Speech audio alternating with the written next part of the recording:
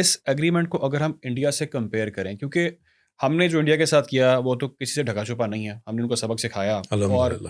اب شاید پھر وہ سوچ رہے ہیں کوئی ایڈونچر کرنے کا، مس ایڈونچر کرنے کا وہ پلان کر رہے ہیں، اگر تو کرتے ہیں ایسا، تو اس اگریمنٹ کے according what is your take on that? کیا سعودی عربیہ اور ترکی جو ہے وہ اس میں پارٹیسپیٹ کرے گا، انوالو ہوگا، انٹروین کرے گا مکہ جوائنٹ اگریمنٹ کے اکارڈنگ؟ تو thank you very much. I think it's a very pertinent issue جو آج کل ڈیفینیٹلی اٹس بین ڈسکسڈ. اور پاکستان کے لیے at the outside let me سے کہ اٹس اے گریٹ سکسیس.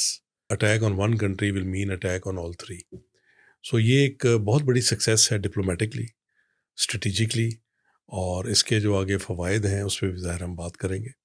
آپ نے انڈیا کی بات کی. دیکھیے انڈیا نے پچھلے سال جو ہم سے شرارت کرنے کی کوشش کی، اور الحمدللہ پھر پاکستان نے منحص القوم جس طرح اس کو رسپونڈ کیا مارکہ حق کی صورت میں، اور جس طرح پھر انڈیا نے میں تو کہوں گا بہت ہی جھک کے سیز فائر کی ریکویسٹ کی، اور سیز فائر فائنلی ہوا.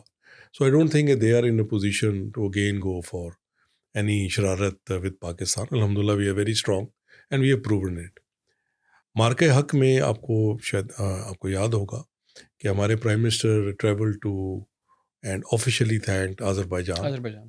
چائنا، سعودی عربیہ اینڈ ترکی، کہ ان کی جو ہمارے ساتھ ہیلپ رہی، جس طرح وہ ہمارے ساتھ کھڑے رہے، جس طرح انہوں نے ڈپلومیٹکلی اسٹریٹجکلی بالکل کندھے سے کندھا لگایا.